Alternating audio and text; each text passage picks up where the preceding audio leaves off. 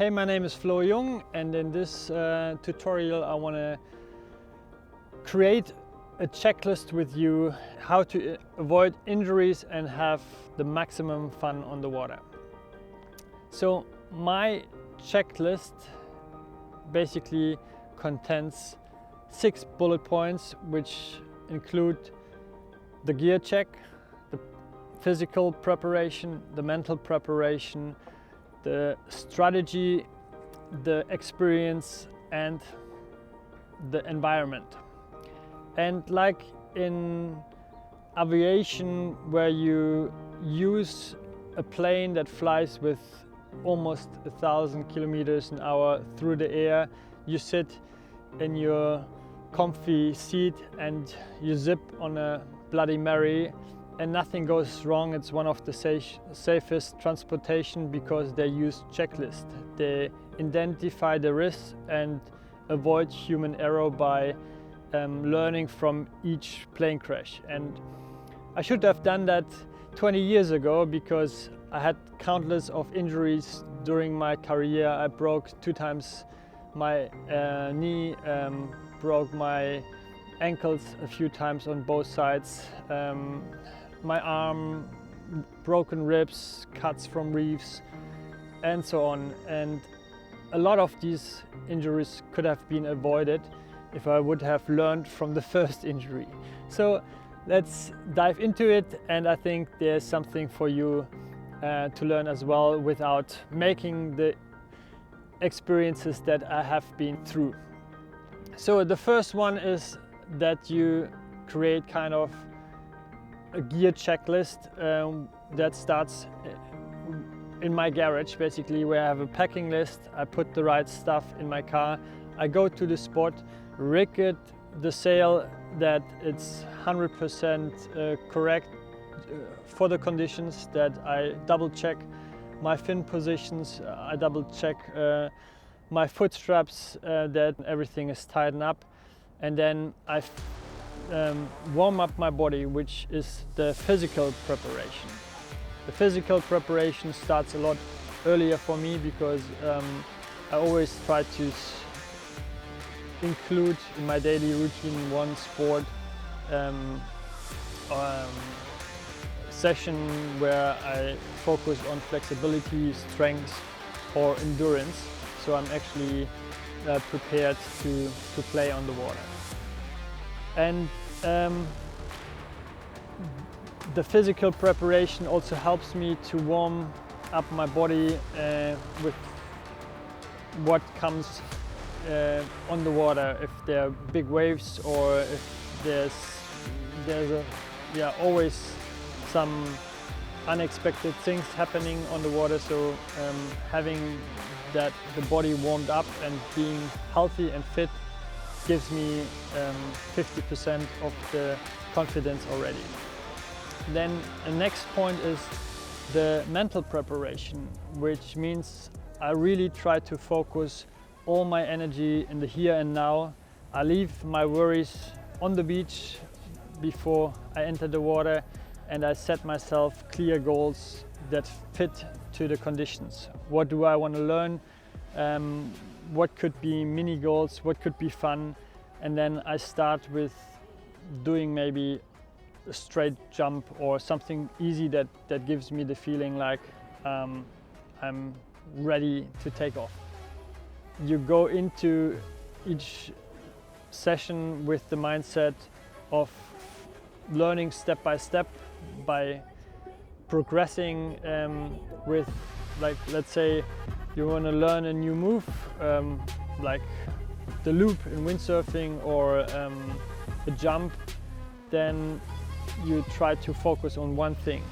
Maybe it's just your arms or how you pull your legs. So really tiny things, and then you add them all together as a masterpiece. And another thing, having the right strategy, is also to listen to your own voice, to listen to the inner voice that tells you sometimes, oh, today I don't feel 100% ready, I better let that session slipped through, or I go out tomorrow but today's out of my league. And this is really important, because even if you have the peer pressure of your friends that tell you, hey, go out, it's gonna be good, and you don't just feel it, then listen to yourself and yeah, take a step back.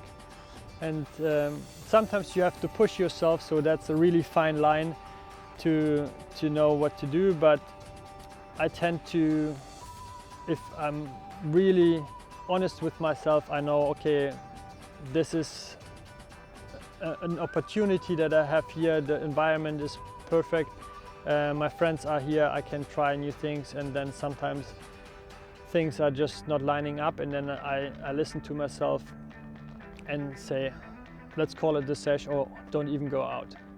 Another thing is for me to keep the focus 100%. There's these moments when you are out there and you tell yourself one more move, and then I go in because I'm actually quite tired.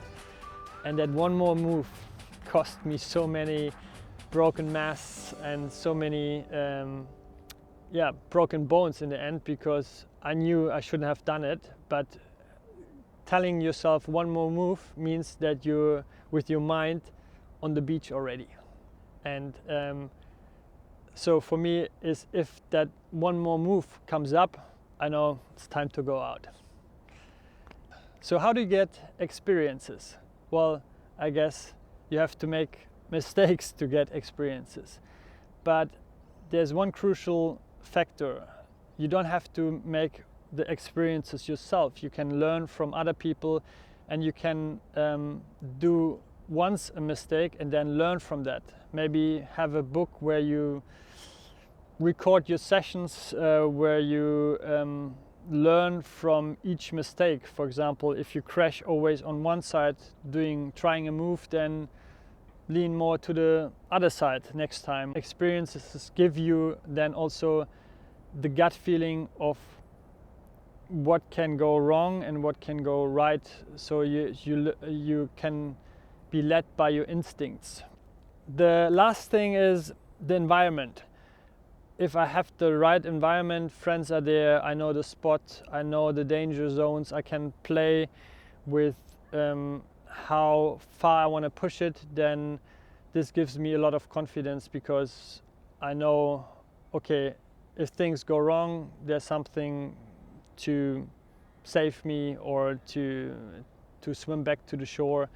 But if I don't have that safety net, then I think you have a lot of risk of getting into a situation where the wind is too offshore, or where things can go really, really wrong. Working with checklists allows you to analyze the risk and to play with it, and it's important to include risk in your daily life, because that means risking something means also that you get a certain award or a certain reward. Could be a new move, could be a situation that you haven't handled before, but it's about playing with the risks in a good way, so you add quality moments, you add moments of pure pleasure into your life with taking controlled risks. So I hope you're ready to take off, and give me any feedback if you feel like it down below. Cheers from South Africa.